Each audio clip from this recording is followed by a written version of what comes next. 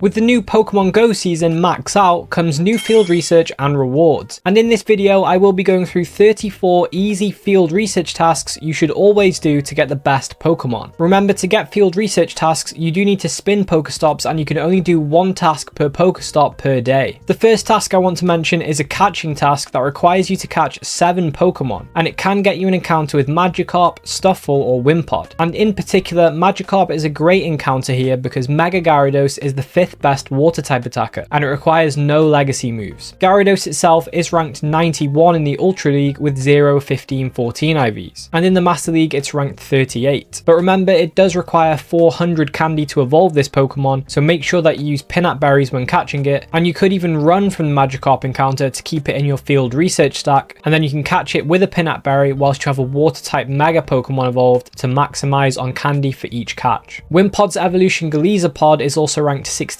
in the Master League, and it requires no legacy moves, but again you do need 400 candy to evolve into Galizapod. Next is the catch a dragon type Pokemon task. The rewards for this task are these items, but it is the encounters that are more interesting. Firstly, you could get an encounter with Dratini, and Dragonite in its shadow form is the 6th best dragon type attacker, and it has quite a bit of relevance in Go Battle League as well. In the Ultra League, Dragonite is ranked 87 with 0, 13, 15 IVs, but even more impressive is Dragonite in the Master League, where it is ranked 16. So an all-round decent Pokemon to catch. This task does also offer a Bagon encounter, and Mega Salamence is the 3rd best dragon type attacker and the 2nd best flying type attacker. Salamence is also ranked 87 in the Master League. And it is worth noting though that if you do have access to Mega Rayquaza, Mega Salamence is less of a priority to build. Axew is the 3rd possible encounter from this task, and whilst not as relevant as the previous two, it is the 15th best dragon type attacker, so not a bad budget option, and it will eventually get access to a shadow form which will make it even better. So it could be worth picking up some candy. And whilst this task is a bit tough to complete because dragon types are rare in the wild, there are often dragon type raid bosses available, so well worth keeping an eye out for those. Next on this list that I would recommend is the task that requires you to catch 5 water or ground type Pokemon. This task can get you an encounter with Spheal, Golett or Mareanie. Firstly, Spheal's evolution Walrein is ranked 28 in the Great League with 0, 12, 15 IVs, and in the Ultra League it's ranked 46 with 0, 15, 15 IVs. It's worth noting though that Walrein can be difficult to build because it does require 2 legacy moves, Powder Snow and Icicle Spear, to be at its best. Golett's evolution Golurk is ranked 66 in the Great League with 2, 15, 14 IVs, and in the Ultra League it's ranked 84 with 0, 13, 14 IVs. And Golurk doesn't require any legacy moves or XL candy to build. It's worth noting that Shadow Golurk is currently available from the Ghost type Team Go Rocket Grunt. Marienie's evolution Toxapex also has some meta relevance, where it is ranked 11 in the Great League with 0, 15, 15 IVs. The task that requires you to catch 5 grass or poison type Pokemon might also be a good option to go after, because you can get an encounter with Paris, Roselia or Bounsweet. Firstly, Paris has no meta relevance, but it is a Stardust boosted Pokemon, meaning that it does give 500 Stardust per catch, so a good strategy here is to run from any Paris you encounter from a task, keep it in your research task, and then when there is a 3-time Stardust event, you can use a star piece and go through your research stack and catch all of the Paris. Also, Roselia is a good option because Roserade is the 15th best poison type attacker, so a decent budget option, and it could be worth picking up some candy, especially as it will be better when its shadow form is released. For the catch 10 normal type Pokemon, you can get any of these rewards, and in particular the Pidgeot Mega Energy is worth going after because Mega Pidgeot is the 7th best flying type attacker. Whilst raiding for Mega Energy is quicker, this type of task will offer Mega Energy for Pokemon that aren't in Mega Raids at the time, and generally they may only be available in Mega Raids once or maybe twice a year. And this type of task is also helpful for those that can't get out and raid, or they live in a more rural setting where raids are few and far between. It can also help you save a raid pass or two as well. But that isn't the only task that can get you Mega Energy. Next we have the catch 10 grass type Pokemon task, and this can offer some items, but more importantly it can get you some Mega Energy for Venusaur and Sceptile. Mega Venusaur is the 2nd best grass type attacker and the 4th best poison type attacker, and Venusaur itself is ranked 84 in the Great League with 0, 14, 11 IVs, and it's ranked 94 in the Ultra League with 1, 15, 14 IVs. Mega Sceptile on the other hand is even more relevant when it comes to raid attacking because it is the best grass type raid attacker. The catch 10 fire type Pokemon again can offer some items, but more importantly you can get Mega Energy for Charizard and Blaziken from these tasks. Mega Charizard Y is the 3rd best fire type attacker, or 2nd best if you don't count Primal Groudon, which doesn't have a fire type fast attack. When it comes to Mega Blaziken, it is actually very close close to Mega Charizard in terms of meta relevance as a raid attacker, but with a higher DPS it is often preferred, and therefore it is ranked as the second best fire type raid attacker, and again number 1 if you don't count Primal Groudon. Mega Blaziken is also the 7th best fighting type raid attacker, but if you have access to Mega Lucario, then that would be better to use. And continuing the trend, the catch 10 water type Pokemon task can get you some Mega Energy for Blastoise and Swampert. Mega Blastoise is the 7th best water type attacker, and Blastoise itself is ranked 51 in the Ultra League with 0, 12, 15 IVs, and Swampert has even more meta relevance. Mega Swampert is the 4th best water type attacker and the 8th best ground type attacker, and Swampert itself is also relevant in Go Battle League. In the Great League it's ranked 62 with 0, 14, 14 IVs, in the Ultra League it's ranked 48 with 0, 14, 13 IVs, and in the Master League it's ranked 68. The next task is definitely worth doing if you are a Go Battle League player, and that is the catch 7 different species of Pokemon task, because both encounters are relevant. Firstly, you can encounter the Jotonian Wooper, and Quagsire is ranked 32 in the Great League and ranked 10 as a Shadow with 0, 15, 14 IVs. And the other encounter is the Paldean Wooper, which is even more relevant, with Clodsire currently being the best in the Great League with 0, 14, 13 IVs. The task that requires you to catch 5 weather boosted Pokemon can get you these items and encounters, and some of these encounters could be worth going after. For Poliwag, Poliwrath is ranked 43 in the Ultra League with 0, 14, 14 IVs. Snover is also available from this task, and Abomasnow is ranked 63 in the Great League with 0, 15, 15 IVs. And in the Ultra League it's ranked 67 with 3, 15, 14 IVs. And also Roggenrola is worth it because Gigalith is the 11th best rock type attacker, and it will be even better when its shadow form is released, so you could hold on to some candy for that. Moving on to the throwing tasks, it could be worth doing the Make 3 Great Throws task, but only if you need an encounter with Omanyte or Kabuto for the Let's Go Meltan special research if you've not completed it yet. This is a similar story for the Make 3 Great Throws in a row task, which can get you an encounter with Lileep or Anorith, which are also a requirement for the Let's Go Meltan research. The next task, which is always worth doing, is the Make 5 Great Curveball Throws task, because you will get an encounter with either Cranidos or Shieldon, which both have meta relevance. Cranidos' evolution Rampardos is the 5th best rock type attacker and the best in its shadow form, and it doesn't require any legacy moves either, so it's pretty easy to build. And for Shieldon's evolution Bastiodon, it has relevance in Go Battle League, where it is ranked 20 in the Great League with 0, 15, 14 IVs. Next we have the Make 2 Excellent Throws task, which does reward only one Pokemon, which is Beldum, and its evolution Metagross is the 11th best steel type attacker and the 3rd best as a shadow, and it does have a Mega coming in the future as well, which will be even stronger. Metagross is also ranked 53 in the Master League. Beldum is also a possible encounter from the Make 3 Excellent Throws in a row task, alongside some other worthwhile encounters. Larvitar is a good encounter because Mega Tyranitar is the 2nd best rock type attacker and the best Mega rock type attacker. And for Gible, Mega Garchomp is the 2nd best dragon type attacker and the 3rd best ground type attacker. Garchomp is also ranked 50 in the Master League. For the battling tasks, it is worth doing the Win a Raid task because you will get an encounter with Sneasel, and Weavile is the 7th best ice type attacker and it is the best as a shadow. Also, the Win 5 Raids task can get you an encounter with these Pokemon. Although the Marowak is decent in the Great League, where it is ranked 66 with 0, 14, 14 IVs. And also the Candy will be helpful for powering up the Cantonian Marowak, which is ranked 32 in the Great League with 0, 14, 14 IVs. Also, you can get an Aerodactyl encounter, which is a Pokemon you need for the Let's Go Meltan special research. Moving on to the exploring tasks, we have the Hatch an Egg task, which can get you an encounter with either of these Pokemon, and the most notable encounter is Scyther because Mega Scizor is the 7th best bug type attacker. We do also have access to Trubbish here, and whilst not meta relevant, it is a Stardust boosted Pokemon that will get you 750 Stardust per catch. The Hatch 2 Eggs task will get you these encounters, and most notable will be Sneasel because of Weavile's meta relevance that I mentioned previously. The Spin 3 Pokestop or Gyms task will get you these items and encounters, and most notably you can get a Ralts encounter here, and Gardevoir is the 15th best fairy type attacker, 8th as a shadow and number 1 as a mega. And Ralts' other evolution Gallade is ranked 63 in the Great League with 0, 15, 15 IVs, and it's ranked 100 in the Ultra League with 0, 12, 15 IVs, so it could be an option there too. From this task though, you can also get an Aron encounter, and Mega Aggron is the 12th best steel type attacker. The Take a Snapshot of a Wild Pokemon task might be worth doing because you will get these encounters, and the one you want to go for here is Cottony because Whimsicott is currently ranked 68 in the Great League with 0, 14, 15 IVs. Next up on the list is the task that requires you to take snapshots of 3 different wild fire type Pokemon, and this will get you an encounter with either Growlithe or Litwick. And Litwick is a standout encounter because Chandelure is the 16th best fire type raid attacker and the 4th best as a shadow. And it's the 13th best ghost type raid attacker and the 6th as a shadow. And if you are a player of Little Cup, it could be worth doing the take 3 snapshots of different wild water type Pokemon task to get a Ducklet encounter, which is ranked 6 in the Little Cup with 0, 15, 15 IVs. For the training tasks, it is worth doing the Evolve a Pokemon task to get an encounter with Eevee, because if you never played the Eevee community days in the past, you may need some high IV Eevee, and potentially you still need to evolve Eevee into some of its evolutions. You also need to do each of the evolutions of Eevee for the level 42 requirements. And out of all the evolutions, 3 of them have meta relevance. Firstly, we have Umbreon, which is ranked 82 in the Great League with 0, 15, 15 IVs, and it's ranked 72 in the Ultra League with 15, 15, 15 IVs. Glaceon is the 8th best Ice type attacker, and Sylveon is the 17th best Fairy type attacker. The Power Up Pokemon 3 times task will get you an encounter with either Bulbasaur, Charmander or Squirtle, and all 3 have meta relevance like I've mentioned previously, so generally this is a quick and easy task to do with some nice reward potential. And continuing with the Power Up Pokemon 5 times task, this can get you encounters with any of these Pokemon or Mega Energy. Snivy has meta relevance because its evolution Serperior is ranked 27 in the Great League with 0, 10, 15 IVs, and it's ranked 98 in the Ultra League with 10, 14, 15 IVs. And for Oshawott, Samurott is ranked 39 in the Great League with 0, 14, 14 IVs, and it's also the 19th best water type attacker. The Mega Energy for Venusaur, Charizard, Blastoise and Pidgeot is very much worth going after like I mentioned previously. We do also have the potential to get Mega Energy for Beedrill, which is the 5th best bug type attacker and the 6th best poison type attacker. It is also worth noting that Beedrill Mega Energy does drop from spinning gyms, but it is a pretty rare drop. You can also get Mega Energy for Aggron from this task, and it is worth going for because of the reasons I mentioned previously. The Mega Energy for Manectric is also a great target because Mega Manectric is the 4th best electric type raid attacker and the best electric type Mega in the game. The Power Up Pokemon 7 times task is also worth doing because you can get either of the Gen 7 Alolan starters. And Rowlet's evolution Decidueye is currently ranked 73 in the Ultra League with 0, 14, 13 IVs, and it's the 7th best grass type attacker as well. Litten's evolution Incineroar is the 16th best dark type attacker, and Poplio's evolution Primarina is the 18th best fairy type attacker and the 13th best water type attacker. And the last power up task is the Power Up Pokemon 10 times task, which will reward either of these Mega Energies. All of these are worth completing the task for. Mega Energy for Manectric and Gardevoir are worth it like I mentioned previously in the video, and also Mega Pinsir Energy is available, and this is the 2nd best bug type attacker in the game. Next we have the Buddy and Friendship tasks, and of these the Earn 2 candy whilst walking with your buddy task offers these rewards, and Jigglypuff and Baneri are the standout encounters here. Jigglypuff's evolution Wigglytuff is ranked 58 in the Ultra League with 0, 15, 12 IVs, and for Baneri, Mega Lopunny is the 4th best fighting type raid attacker and the 2nd best fighting type Mega in the game. The Earn 3 candies whilst walking with your buddy task could be worth it to get Galarian Stunfisk, which is currently ranked 92 in the Great League with 0, 12, 15 IVs. And the Trade a Pokemon task will get you encounters with Machop or Timburr, and both Pokemon have meta relevance. Machamp is the 26th best fighting type attacker, but it is ranked 11th as its shadow. Machamp is also ranked 33 in the Great League with 0, 14, 11 IVs, and it's ranked 30 in the Ultra League with 0, 15, 14 IVs. And for Timburr, Conkeldurr is the 21st best fighting type attacker and the 5th as a shadow. And the Team Go Rocket task, which is the most worth doing, is the defeat 3 Team Go Rocket Grunts task. This will get you a Sneasel encounter, and like I mentioned before, Weavile is a strong ice type attacker. And lastly, the 2 sponsored tasks of send 3 gifts to friends and catch 8 Pokemon will get you either 1000 Stardust or 1 rare candy, and it is pretty much worth doing these tasks whenever you see them because they are easy to do and they do offer some decent rewards. And if you enjoyed this video, then I recommend checking out these videos on the screen now, and I'll catch you in the next one.